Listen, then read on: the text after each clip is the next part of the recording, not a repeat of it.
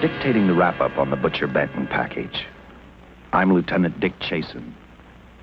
This hadn't been a routine case, and to find the answer, I've had to put a lot of little pieces together. It began on the day most cases can be called closed. It was the day before the butcher was to be executed. He was visited by his attorney, Paul Lowe, in the death house. It was at this first meeting the Butcher Benton case took its first switch. Well, that's it, Butcher. The evidence against you was so strong, the governor turned down your appeal. You're a rotten liar, Lowe. You started round, and now you're still trying to throw me curves. Look, I don't blame you for being edgy, but get this straight. I didn't double-cross you. I never worked harder for a client. You mean you never worked harder for a client to get him sentenced? You're a fool, Butcher. If you hadn't tried to double-cross Squeamy Ellis and Joe Marcelli, they wouldn't have turned state's evidence against you. But you had to get greedy. You wanted to keep the whole $600,000 for yourself. Well, the boys got sore, and I don't blame them. It was all your idea. You planned the whole job. You hired us. When you found out I'd staged the money, you decided it was time for me to die. You got those two crumbs to turn state's evidence on me. You stinking rotten mouthpiece. We both know that isn't true, Butcher. Now, look, what's the sense in not giving me the money? It's not going to do you any good. Well, I'll have the satisfaction of knowing that none of you three crumbs are going to spend it. What about Eva? Don't you owe her something? You tell me where the money is, I'll see that she gets your share. I've got a different idea. I'm going to kill you and Squeamy and Joe. Then I'll take care of Eva myself. You thick-headed ape, you're going to die tomorrow. Remember what I said. I'm going to get you. All three of you. Even for you, Butcher, that'd be quite a trick. So long, dead man. Remember what I said. I'm going to kill you. All three of you.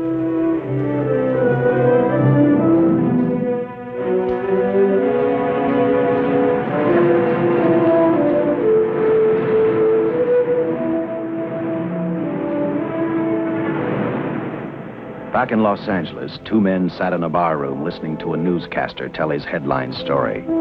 He played up big the butcher's threat to kill Paul Lowe, Squeamy Ellis, and Joe Marcelli for their having turned state's evidence against him. Squeamy Ellis didn't seem happy over the butcher's threat. Neither did Joe Marcelli. But they had figured, once a dead man, always a dead man. But this was one time everyone was in for a surprise, including the entire police department.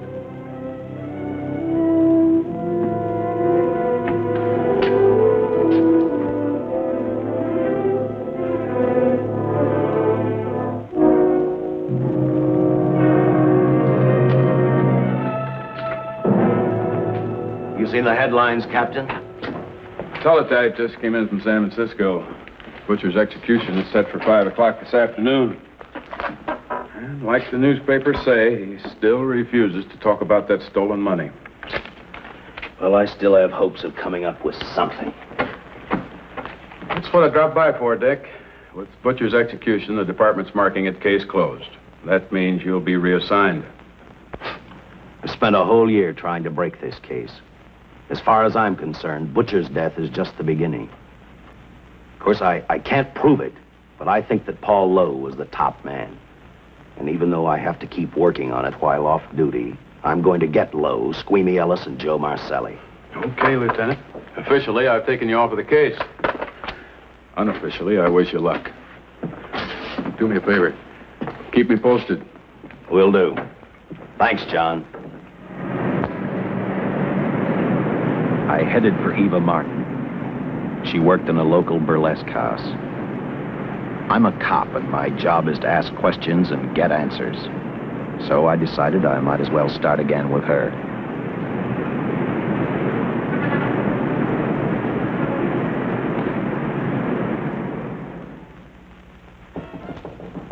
Come in.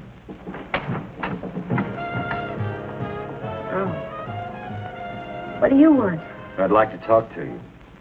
Talk? You're a cop, aren't you? That's a good question. I can't even find a 3-ton armored car, let alone the $600,000. And I've been on the case a year. I've told you, and I've told you, and I've told you. I don't know anything about the money. I never did. Benton's gonna be dead in a little while. I thought it might make a difference. I never knew anything about the money. Call me dumb. I didn't even know Charles was in the rackets until the trial. Now, take it easy, kid. You're on, Eva.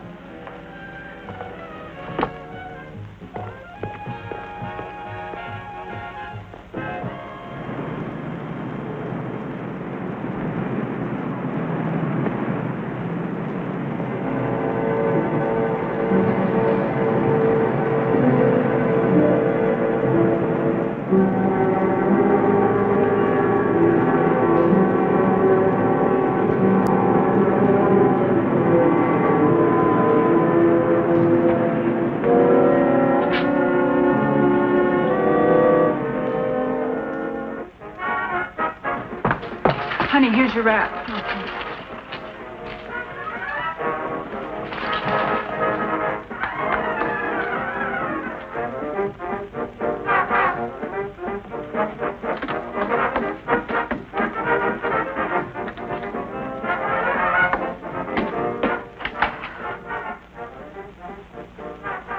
A few moments ago, Butcher Benton, without revealing the whereabouts of the $600,000 stolen in the armored car holdup, paid for his crimes against society in the gas chamber at San Quentin.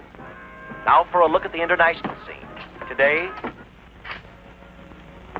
Come on, baby. Don't waste tears on Benton. I feel so badly about Charles. If I'd known, maybe I could have done something. How about a drink? We could both use it. No, I just can't drink while she's working. Oh, I see.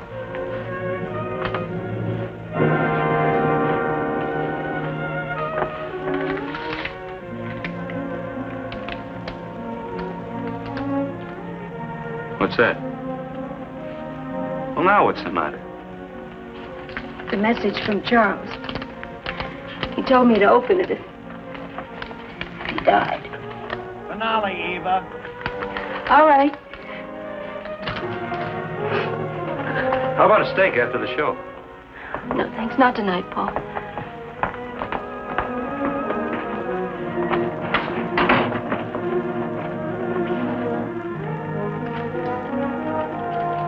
I didn't find out until much later, but Paul Lowe, in opening the letter the butcher had given Eva, found a map outlining a section of the city sewer system, and clearly identified was the spot where the butcher had hidden the stolen payroll. He replaced it with a $50 bill. I guess he figured $50 to gain $600,000 was not a bad day's work.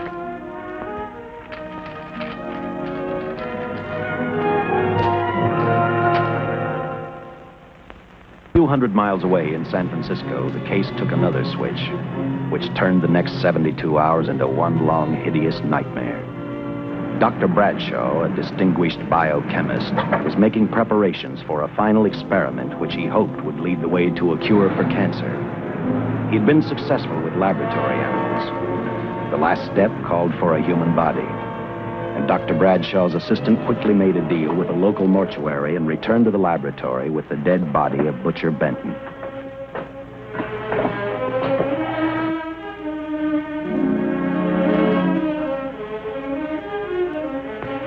You made good time. Well, I didn't waste any.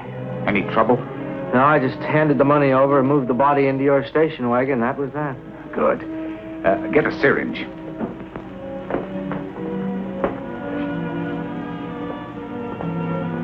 He's in good shape. Well, I hope so. We'll get other blood samples later. We'll run this one through fast. Right. Now wheel him into the machine and then raise him. Right.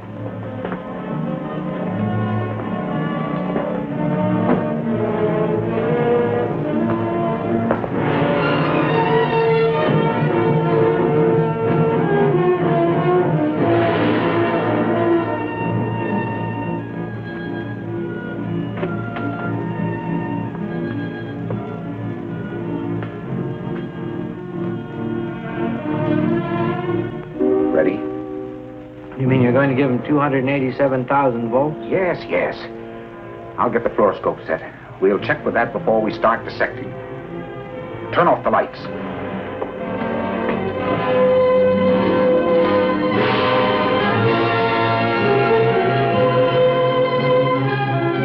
There you are, old boy. If you respond properly and my theory is sound, you'll be more famous dead than alive. Throw the switch.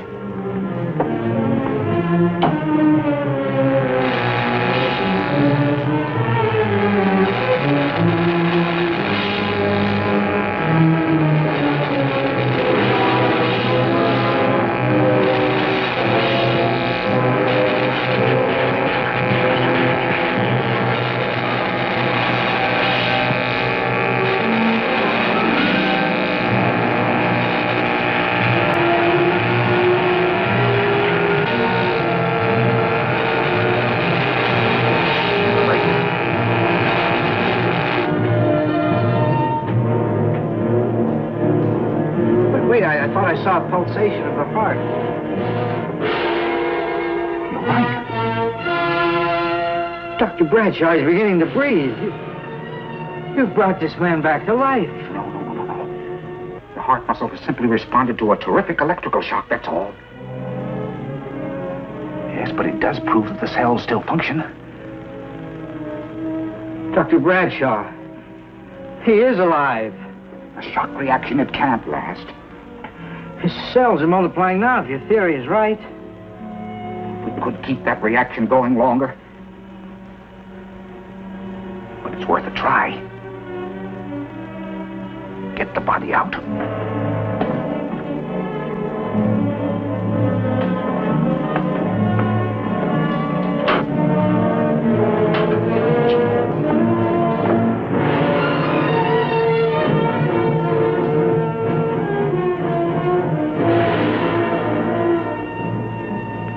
Get some adrenaline from the supply room.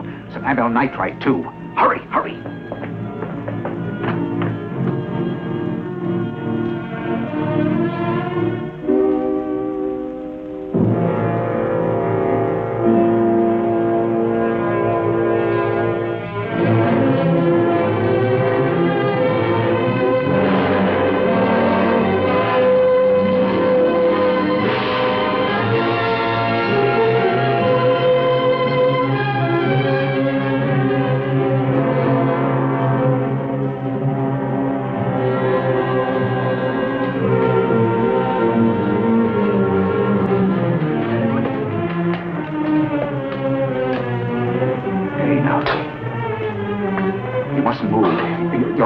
Stand the strain. Now you must lie still. Please, please. Easy now. Easy. Easy. You must lie. Easy, please.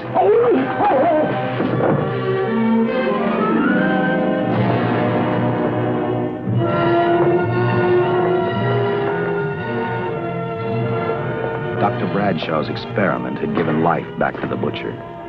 He tried to talk, but the electrical voltage had burned out his vocal cords.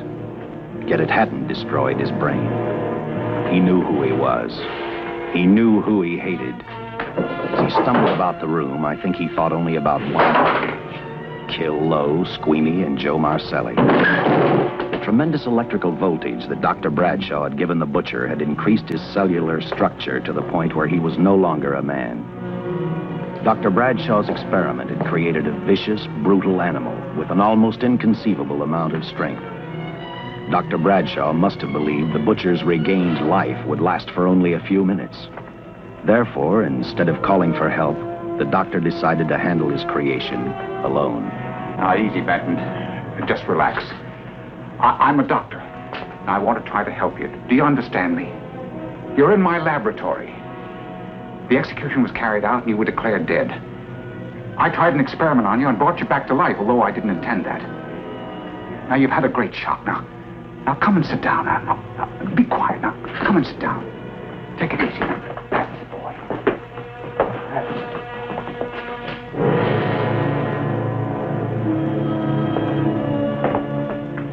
Careful. His reactions are violent. How do you explain this? Each cell must have multiplied 100 times. perhaps thousands. His strength is unbelievable. No, it's too late for the amyl nitrite. I want to get some blood samples, make some tests on him, find out what's happened. Get me a syringe.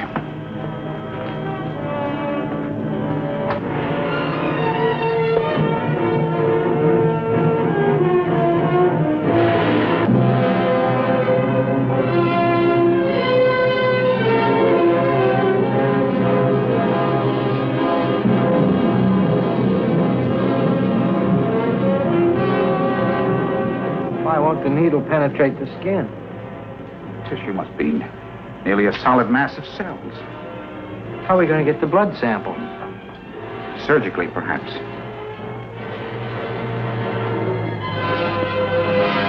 Now, easy, Benton. Take it easy. You can't leave here now. I'm responsible for your being alive.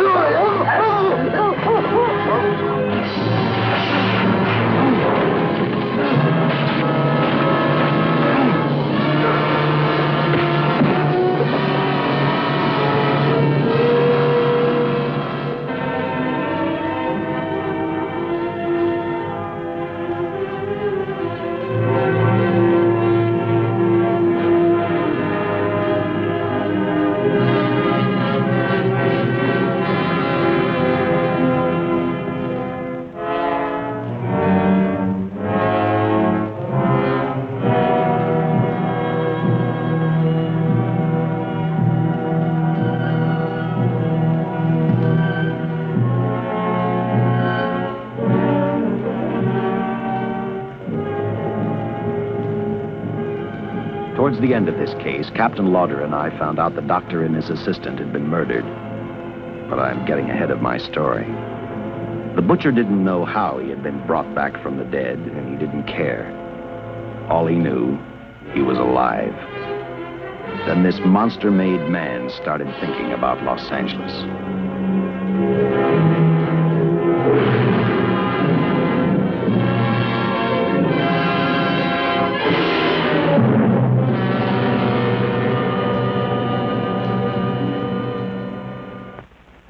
On that very in Los Angeles, I decided to stop playing detective for a little while.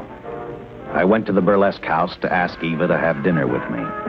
After all, the butcher was dead, and if I got lucky, sooner or later, I figured Paul Lowe would lead me to the stolen payroll. In a way, that possibility made me even feel better.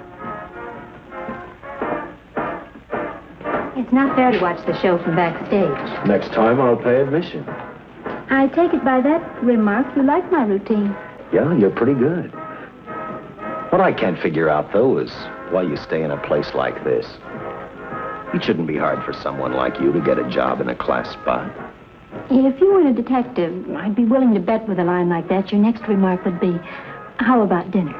Well, not exactly dinner, but a hamburger might be a good idea. If you're asking in an official capacity, I can't say no. I'm off duty.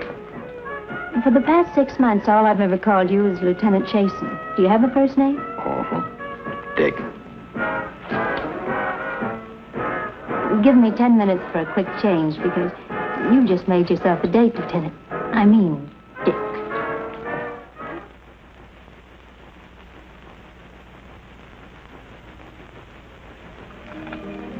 You know something, Dick? I haven't had hamburger in the front seat of an automobile with a guy in a lot of years. Well, from now on, we'll do it more often. Funny. I always figured a policeman wasn't really a human being. I mean, unless he was arresting someone or trying to solve a case, he was unhappy. Shows you how wrong you are. In fact, everyone on the force gets fed up occasionally with the job they do. Maybe we're more human than anyone else.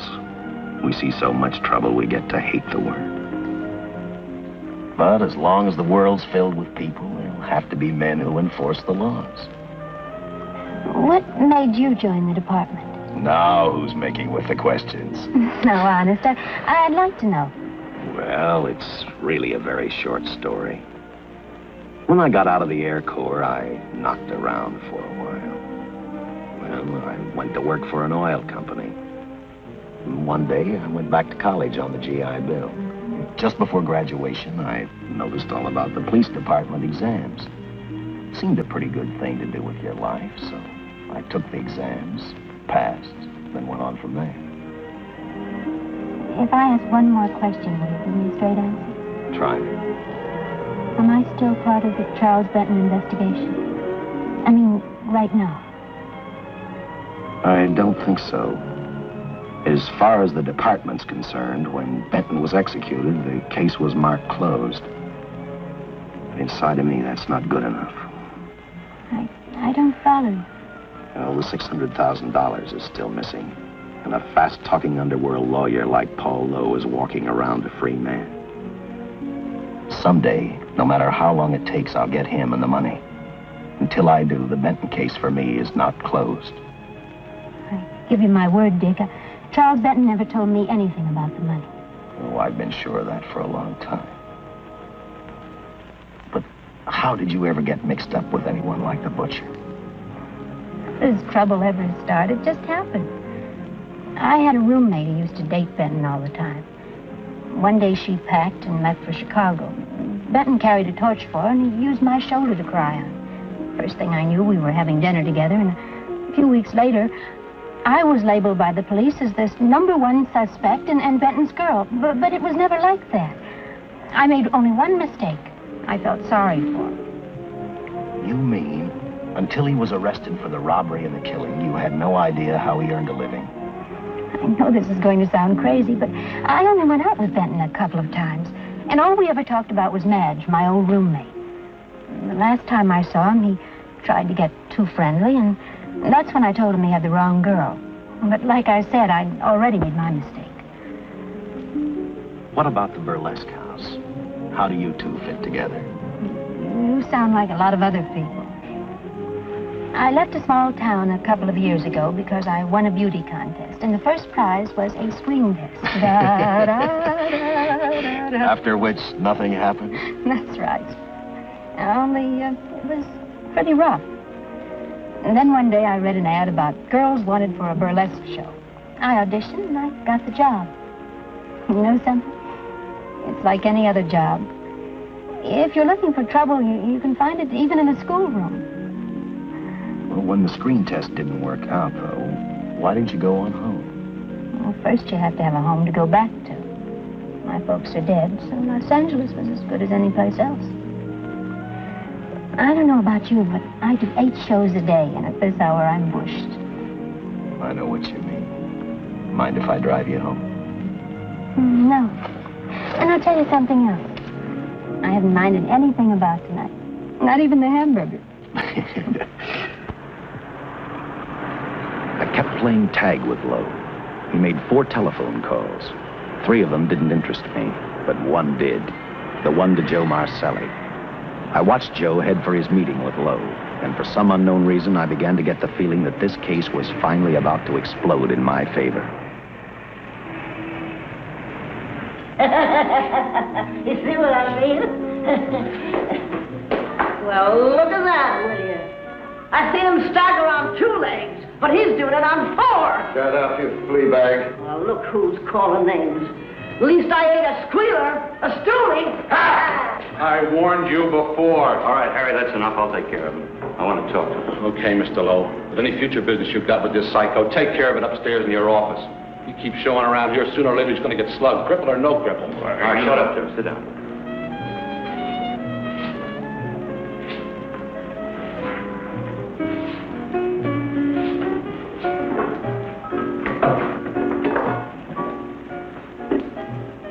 I need a shot. Bad.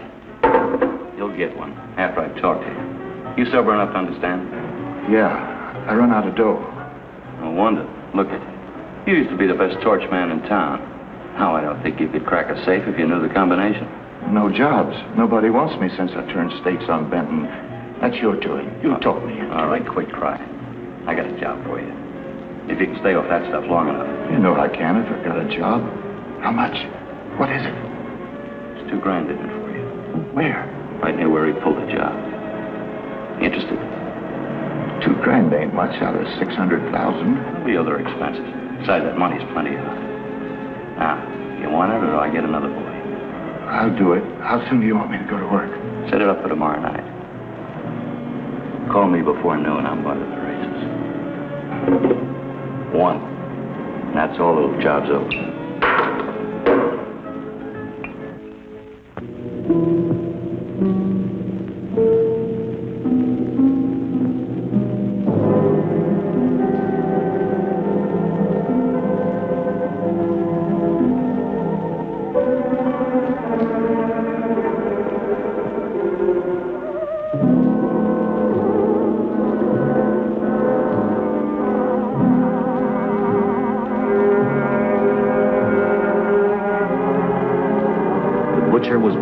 Slowly toward Los Angeles.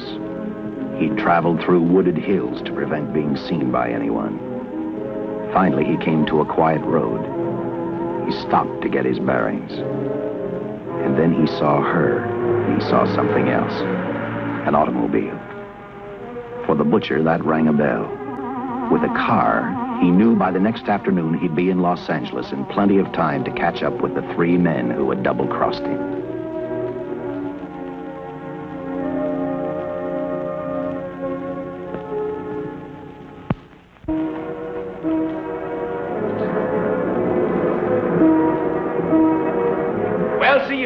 Gentleman to be helping strangers in distress. I hope you don't mind me using the babe here as bait. Quite a dish, isn't she? But that's what she gets paid for. Bait, that is. Yes, sir. She's a real shaker artist in my outfit. Carnival man myself. Just call me Connie.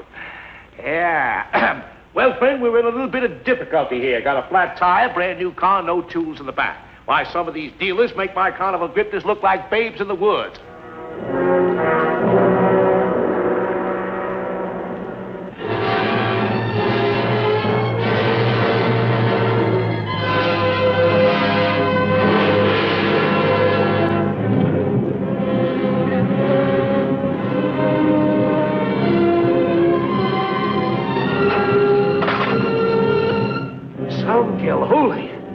Say, who you with, friend? Let it down. Let it down.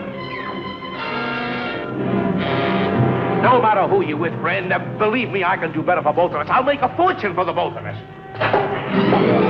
Oh!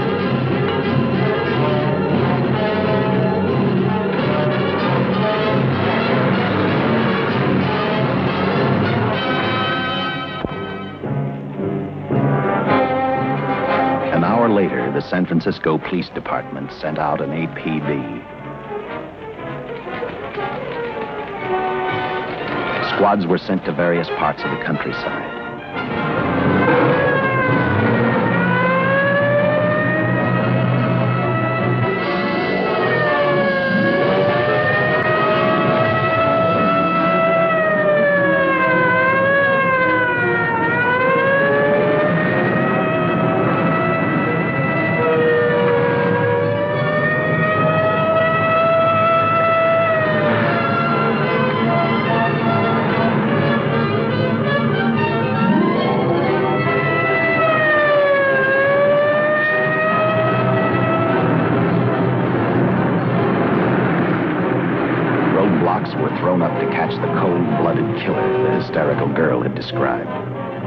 Each squad kept reporting back to Central Headquarters, and each of their stories was the same. So far, none of them had spotted the car the killer was driving. Orders were given to shoot to kill, because from the girls' further accounts, they realized they were dealing with a maniac.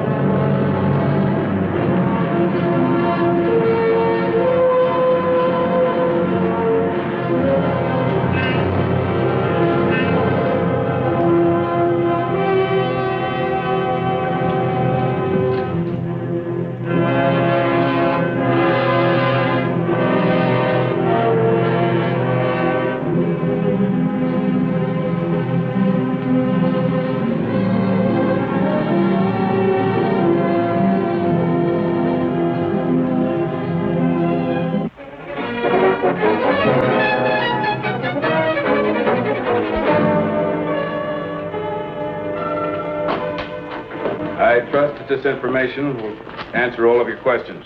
If I can be of any further service, let me know. Sincerely, J.I. Louder, Captain Police, L.A. Another all points from CHP, Captain.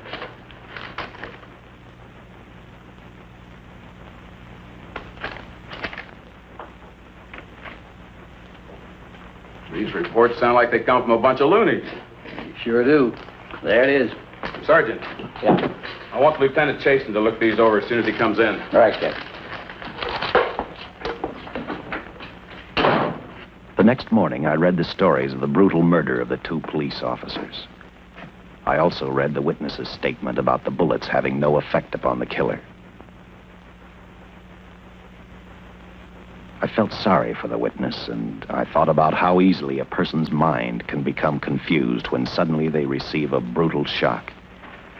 I didn't believe a man existed who could not be stopped by a slug from a .45. Good morning, Captain.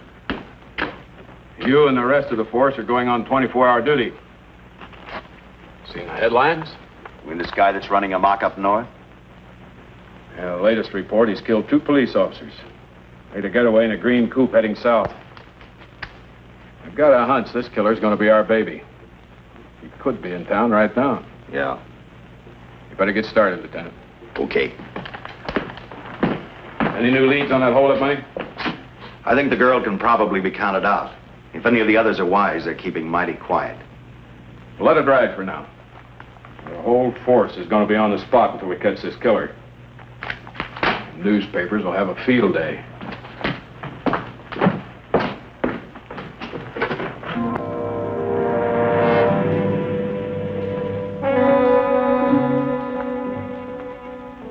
We were wrong about 2 things. The killer was already in our city, and we didn't know he was Butcher Benton. He headed straight for Eva Martin. He went to her dressing room to get back the map he had left in the envelope with her. He wanted first to check his money, then catch up with Lowe and the others.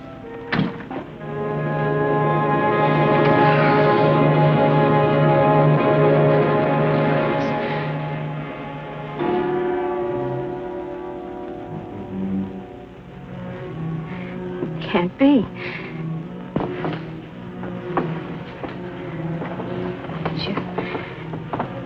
You do look like him. Only different somehow.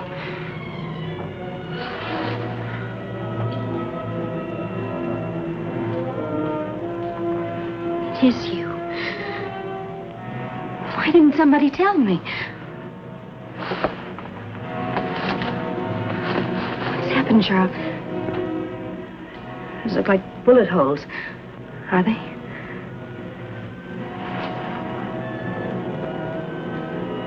There isn't even a mark.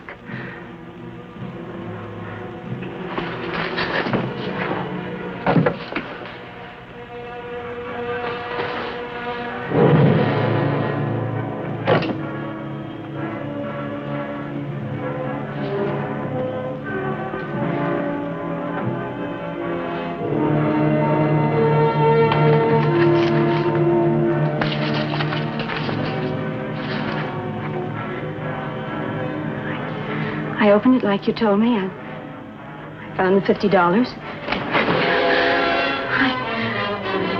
I didn't know why you left him. Oh, Paul didn't know why he was here.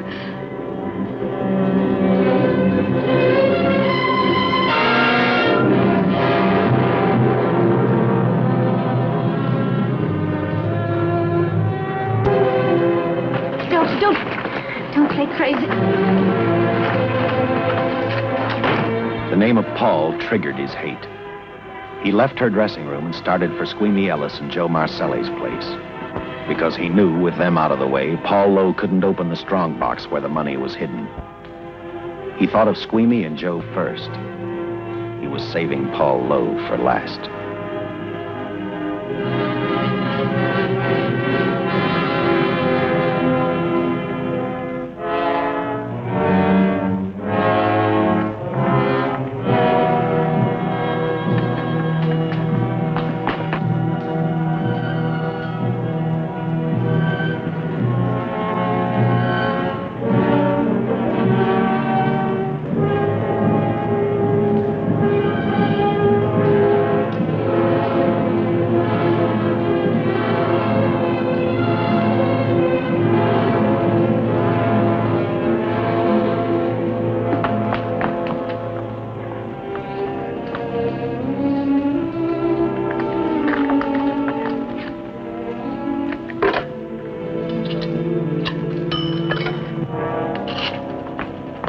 Eva, can I borrow your eyebrow pencil?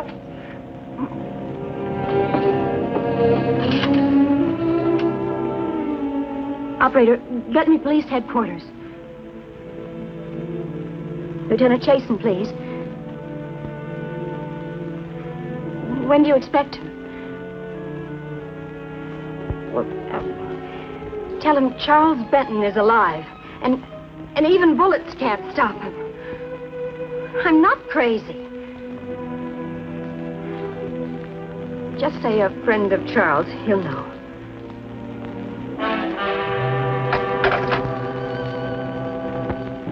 She tried to tell him the butcher was alive and on his way over to kill him. Squeamy didn't believe her, and in a way you couldn't blame him. Who in their right mind would believe a man had returned from the dead? What Squeamy actually believed was that the butcher, before his execution, had hired a killer to carry out his threat.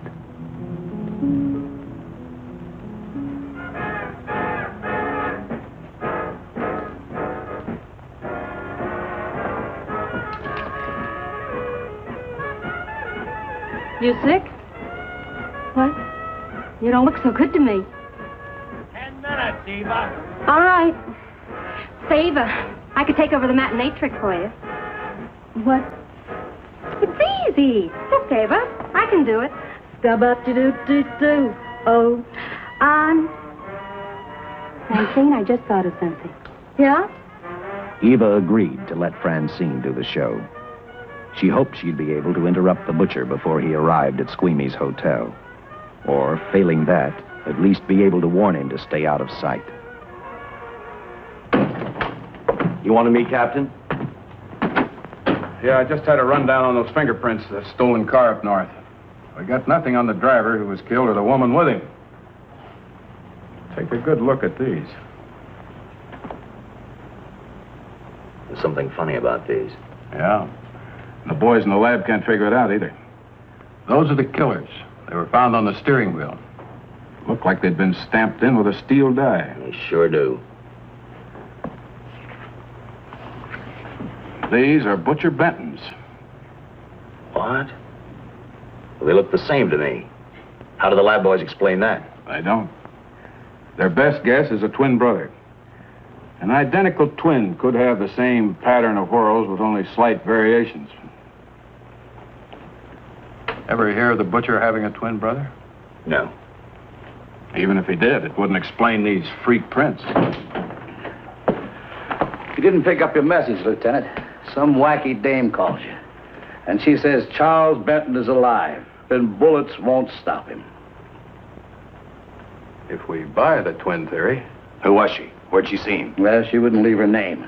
Sounded kind of hysterical to me. Said she was a friend of the butcher's. Eva Martin. Get over to the Follies and see what that girl knows. Yeah. Some guys have all the luck. I never drew an assignment to the Follies.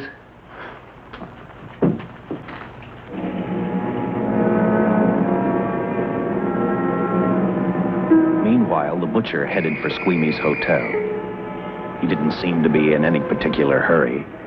Actually, he seemed like any normal person, on his way to work or on his way home.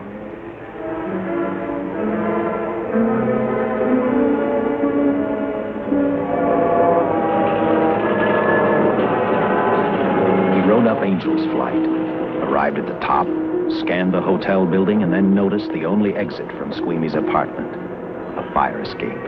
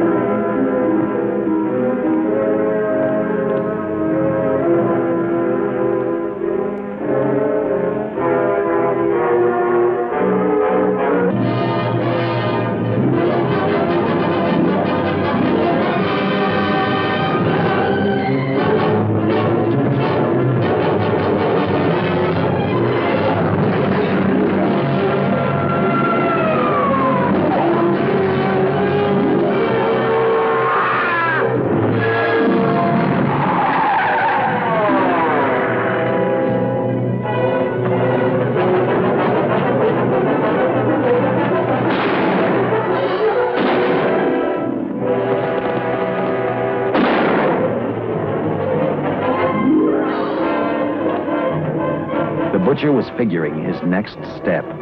And as he looked at the dead cop, he thought about Paul Lowe, the next man on his list. Seen Joe Marcelli? Not since last night when I told him I didn't want him around here no more. Give me a shot.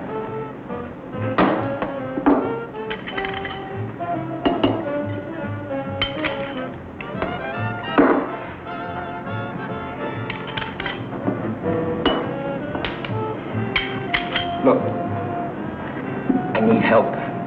Just found out that Benton's hired a killer to get me. He's after Joe, too. Then Drink up and get out. I don't want no trouble around my place. You're a real pal. Drink up and get out, I said.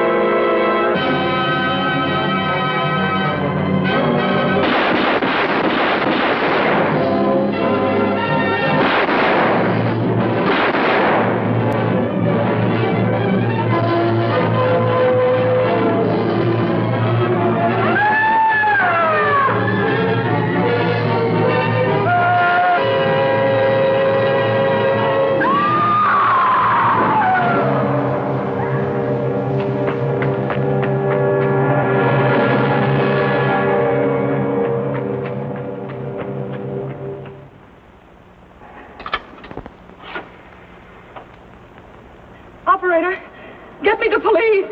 Police! Yes!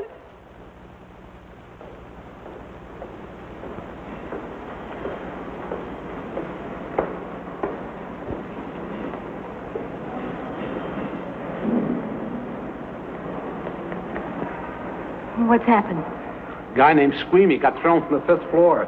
He's deader than a mackerel. Customer of mine. You mean Squeamy Ellis? Yeah, that's it. Just Squeamy. No one else was killed. Ain't one enough?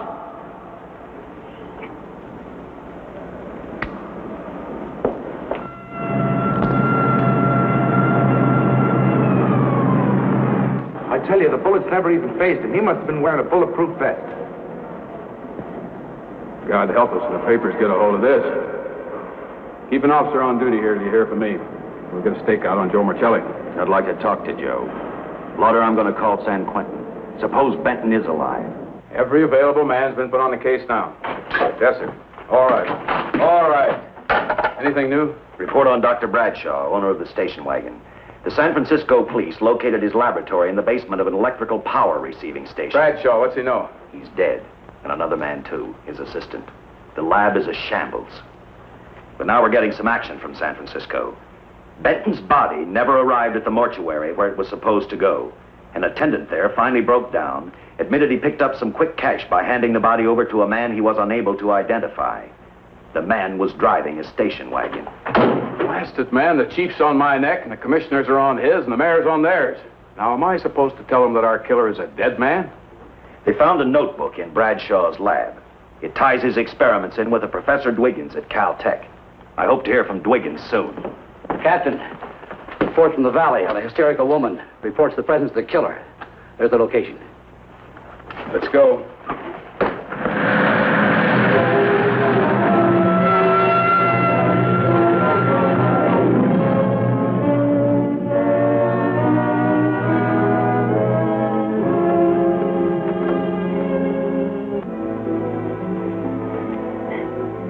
You and your boyfriend had a little fight, and he got out of the car to take a walk. You noticed as he walked down toward the sump area in the direction where you'd seen those lights a short while before. What happened then, miss? Please try to tell us. Well, I just sat there a few minutes, I guess.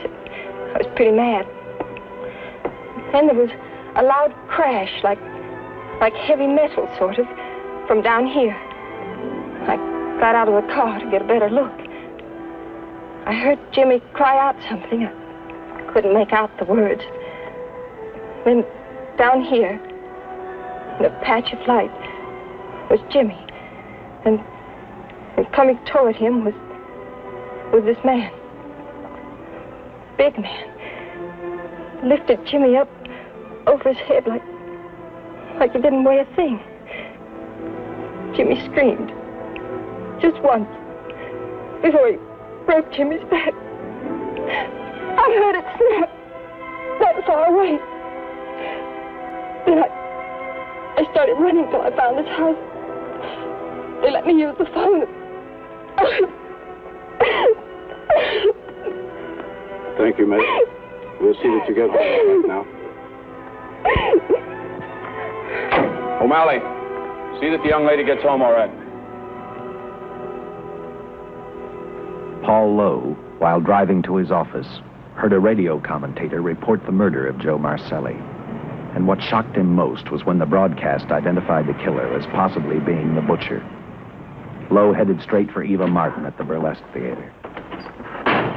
Oh, you gave me a start, Mr. Lowe. What are you doing here? Where's Eva? Oh, I'm taking her place. I'm going to wear her costume. What's it to you? I asked you, where's Eva? Hey, don't get physical. And watch your tone of voice, Buster. I told you. Little Eva isn't here. I could see that for myself. Where is she? She's at police headquarters. That's where she is. Yes, sir. No, sir. Captain Lauder's still with the mayor. The killer dropped out of sight. He was last seen in the Hollywood area. Yes, sir. We know he's dangerous. Every angle's being covered. Yes, sir. I'll tell him.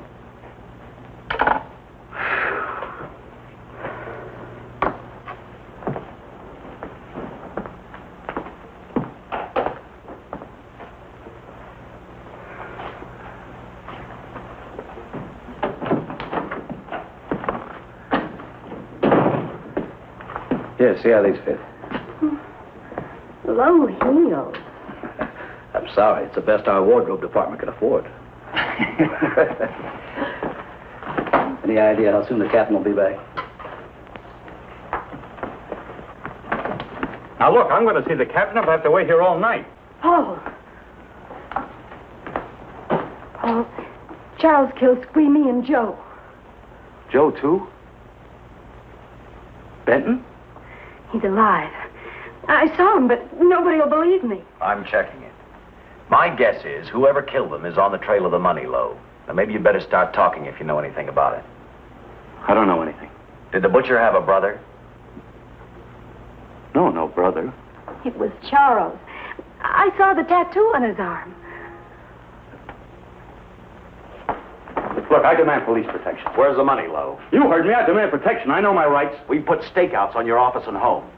Well, that's not enough. It's enough as far as we're concerned.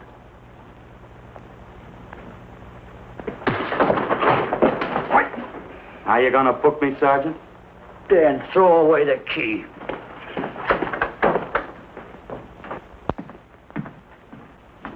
Thank you. Come up with anything yet, Dick? Oh, we've checked every hotel, motel, and rooming house in town. We've run a cross-check on every hangout butcher ever used. Net results, blank.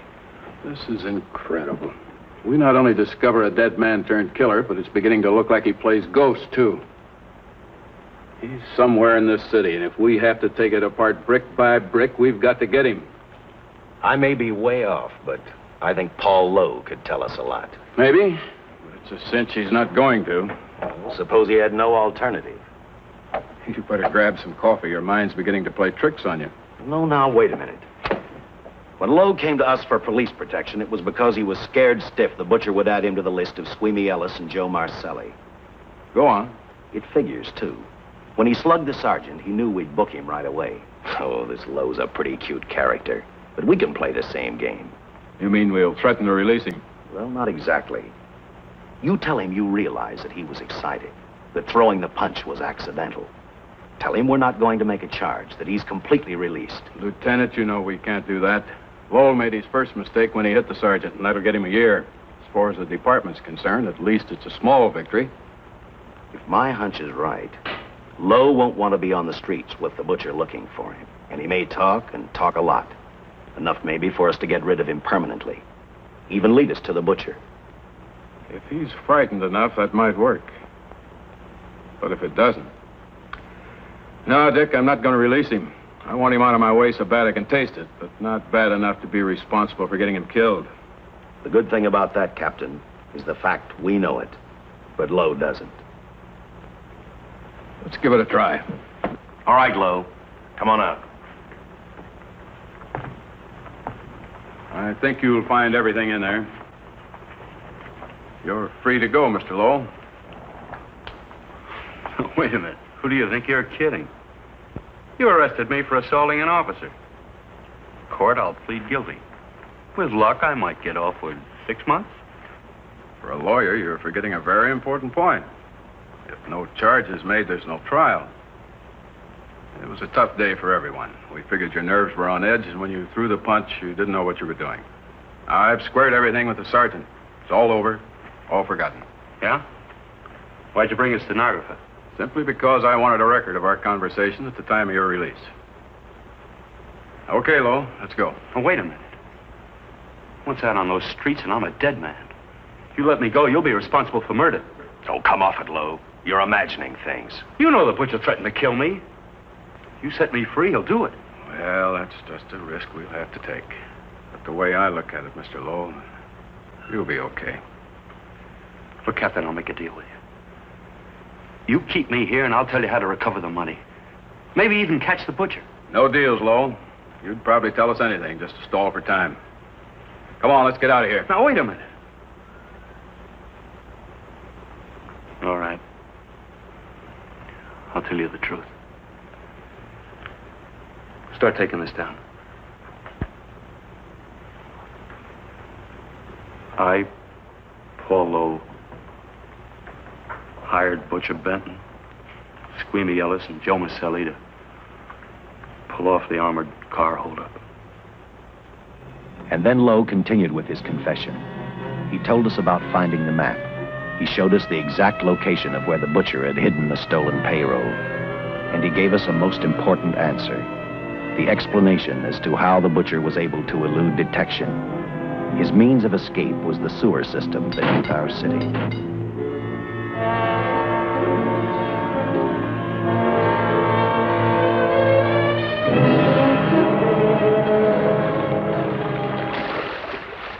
The department went to work fast. Every police squad in the city was detailed to cover a specific area. Every entrance and exit to the Los Angeles city sewer system of 700 miles was covered. Captain Lauder and I, along with several other squads, headed for the entrance where, according to the map, Butcher had hidden the money. Our job was to stop him, and that made me think of one specific question. When we found him, could this monster be stopped? I, for one, wasn't sure.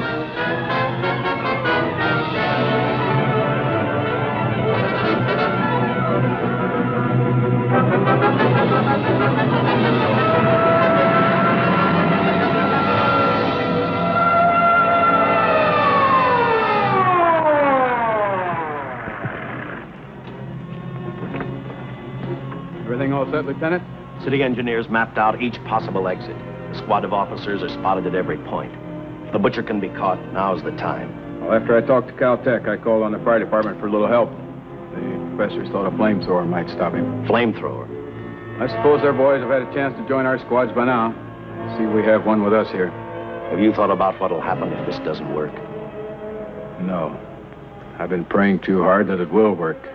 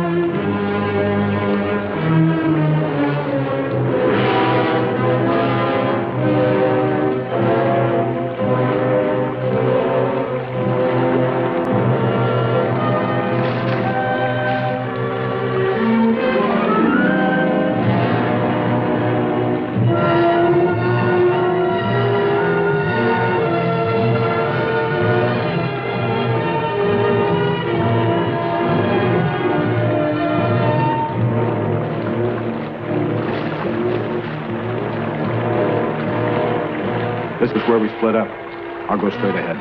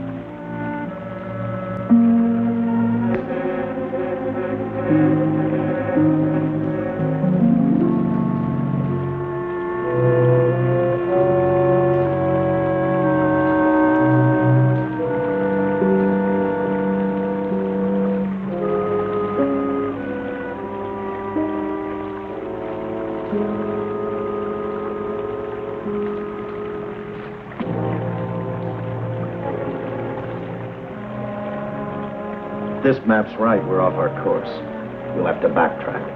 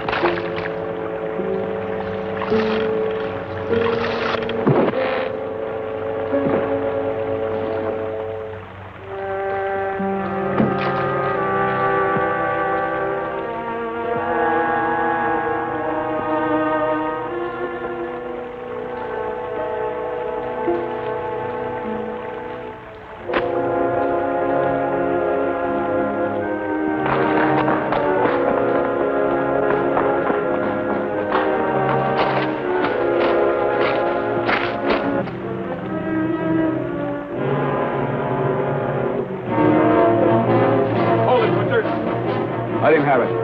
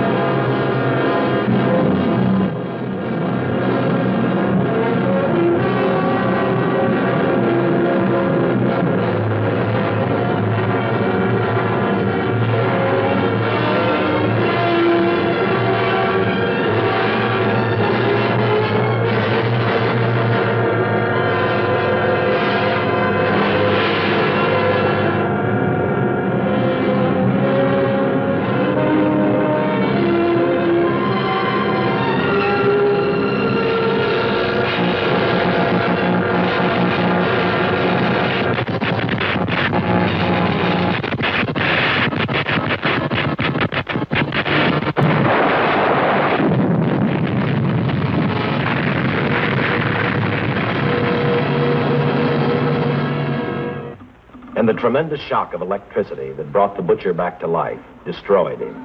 The $600,000 stolen in the armored truck robbery has been recovered. Case closed. Well, here are the scientist's comments for your records. I had to fill in a few spots with my own guesses, but I guess that's about the size of it. Did you get any sleep? Oh, some. Not much. How's the girl today? Well, I called the hospital about an hour ago. She'd gone. Gone? Where? She told them she was a working girl and that she'd been away from the job too long already. Quite a girl. Yeah. Say, how about that time off I've got coming? 48 hours, beginning right now. Get some rest, Dick.